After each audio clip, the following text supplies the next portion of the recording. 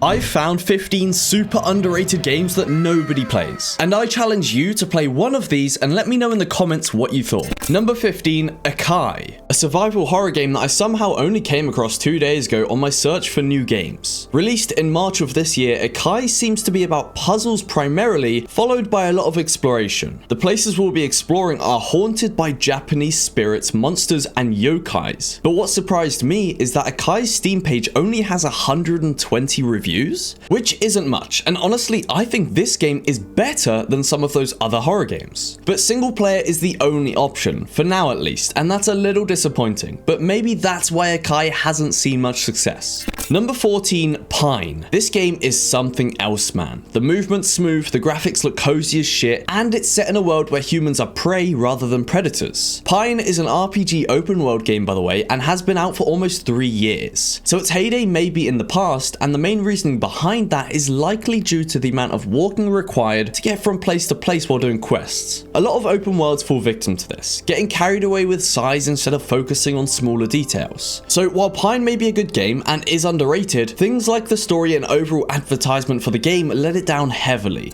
Number 13, Endling, the fox simulator you never knew you needed. This is like Stray with a massively different art style, entirely different premise, and actually isn't much like Stray. Essentially, we're a mama fox and we need to take care of our cubs and nurture them in a pretty harsh world that's slowly destroying itself. Endling is definitely a great looking game, with a decent story, a good message, and a bit of an emotional ending. So if that's what you're looking for, give it a go, because it's only been out for 2 weeks, so you'll be one of the first. Number 12, The Infected. I had to include a zombie game, but this game doesn't stop there. It's an open world survival game with everything you could think of. Honestly, something about this game is super ugly though. Like, the graphics are pretty, but also terrible, and I can't figure out why. The movement's smooth, and the entire base building part being a major aspect of progression is actually pretty cool. However, The Infected is single player, so no co-op, no big servers, just lonely isolation. Honestly, that sometimes works, but as a survival game, I'm not so sure whether that's the right choice. Number 11, Evil Inside. One of the more controversial games on this list, mainly due to the horror aspect being a little underwhelming for many. That obviously isn't a problem for me though, since I'm so jumpy. The same jump scare would probably still get me after the 30th time, but I get that's not everyone. The goal is to repair some kind of spiritual board in order to contact your mother's mother, who is obviously dead. So while Evil Inside may only take 1 or 2 hours to complete, and the story could be more expansive, it's still a complete game, and I think if you manage to get it on a sale, then it's definitely worth the price. Number 10, Away the Survival Series. Another survival game in the form of a 3D platformer, but this one's strange. You can glide through trees as an actual sugar glider. Do I have to say any more? There's even a little bit of PvE action, which I definitely didn't expect. But the best is that a voice commentates your every move. Again, a unique feature that you don't see very often, but it's not David Attenborough, so -1 point. Oh, and you don't have to stay as a sugar glider forever, by the way. As you progress through the story, you can find new animals to unlock and play as. Beetles, lizards, crabs, and much, much more. But I do think the sugar glider is probably the most interesting one. Number 9, Arctico. A game you might have heard about, but one you've probably never tried. It's an open world survival game set in an Arctic environment, with your main goal being the same as any other survival game. Gather resources, set up your base, and survive. However, Arctico is boring. Of course, depending on how you approach it. It isn't an action-packed survival game where you're watching your back and stressing about food and thirst every 2 seconds, but that doesn't make it a bad game. Arctico is co-op and does genuinely offer a lot, especially for its price. And given it's still in development, I'm hoping it's only gonna improve.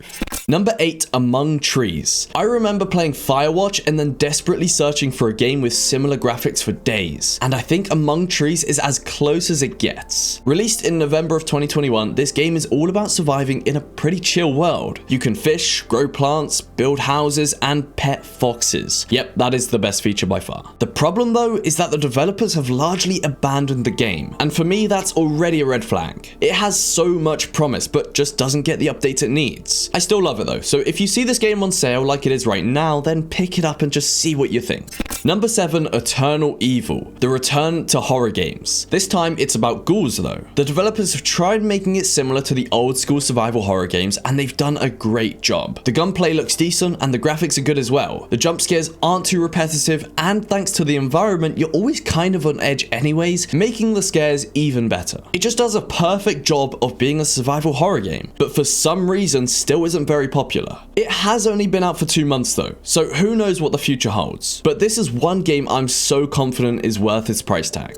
Number 6, Lens Island. A game so good it's bordering on not actually being underrated anymore because it does have a fair few players. I had to include it though, because I feel like so many still haven't given this new open world base building game a go. The camera is my favorite part, but while there is lots to do in this game, the gameplay is still pretty bare bones since it's still being updated, and I'm sure the developer has tons of plans. Lens Island definitely has a bit of everything though. There's the skill-driven dungeon crawler aspect providing that bit of PvE, but there's also peaceful farming, and recently fishing has been added. So while there isn't co-op, I still think Lens Island is more than worth it for 20 quid. Number 5, Heaven's Vault, one of the most unique games on this list. A point-and-click game set in an ancient space nebula. We play the role of an archaeologist and uncover puzzles using the hieroglyphic language. So it's unique, but it's also just a great game, and that can be seen by the reviews. There's multiple endings, more than one path to given areas, and with each playthrough, tons of things change, making it pretty replayable. Also, the graphics, they confuse the hell out of me, but Heaven's Vault actually makes use of both 2D and 3D visuals. So almost everyone who plays this game has something good to say about it, apart from it being a little slow paced, but I think that could be a good thing.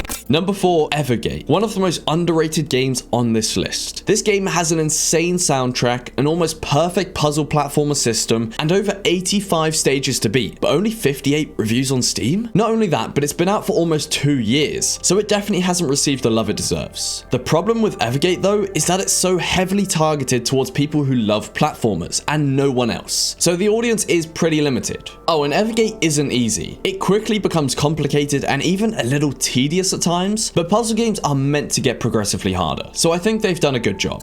Number 3, Praey for the Gods. We play as a lone hero inside a vast, empty open world environment with the goal of taking down numerous bosses and beasts to return the world to proper order. A pretty classic concept to be honest, but it's executed so well. The game has only been out for 8 months, but already its movement is beautiful and as are the graphics. Traversing this mental world with a grappling hook is already so fun, but the combat is clean and takes the game to the next level. Oh, and the music matches whatever is going on perfectly. There's nothing more to say about this game apart from it being very well made and definitely worth the price, especially if you were big into the Shadow of Colossus or The Last Guardian. Number 2, Surroundead. This is once again bordering on becoming another viral game. This open world survival game is clearly different and looks more like Roblox than anything else, but they've managed to execute this style so damn well, man. The UI looks great, there are so many features, and it's all set in a very well made world. But there's one thing holding Surroundead back: the fact it's single player. This is one of the best games we've had in a while, but since it's not co-op, I don't think it quite qualifies as the perfect game. Either way, Surrounded is a great escape from the hyper-realistic, intense, and harsh current landscape of survival games. It's so much more chill, easier to traverse, and honestly, the $16 price tag is definitely worth it, especially as it's currently on sale.